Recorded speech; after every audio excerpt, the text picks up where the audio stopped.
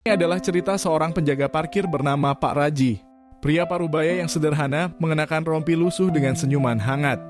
Pak Raji bekerja dari pagi hingga malam di sebuah parkiran kecil untuk memenuhi kebutuhan hidupnya. Dan anak semata wayangnya, Dewi, yang sedang sakit.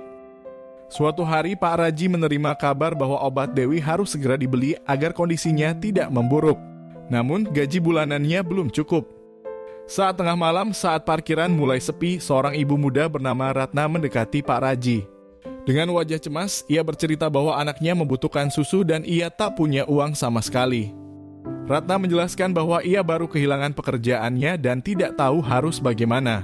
Ia memohon bantuan Pak Raji meski tahu pria itu sendiri hidup susah.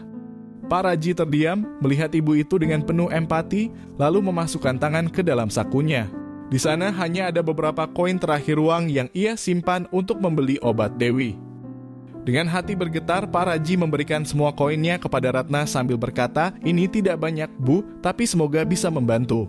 Tuhan pasti punya jalan untuk kita semua." Ratna menangis dan mengucap terima kasih kepada Pak Raji. Ia tak menyangka bahwa seorang penjaga parkir yang sederhana mau mengorbankan koin terakhirnya untuk membantu. Setelah itu Ratna pergi dengan penuh harapan, sementara Pak Raji hanya duduk diam, merenungkan bagaimana ia akan membeli obat untuk Dewi. Esok harinya seorang pria kaya yang pernah diparkirkan mobilnya oleh Pak Raji datang ke parkiran. Pria itu adalah pemilik perusahaan farmasi.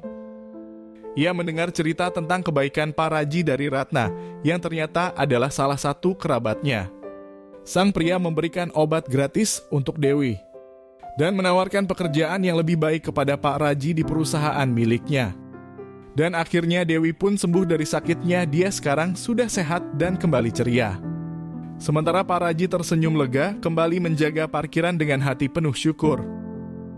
Kebaikan yang tulus tidak pernah sia-sia. Meski sederhana, setiap tindakan kecil dapat membuka jalan bagi keajaiban.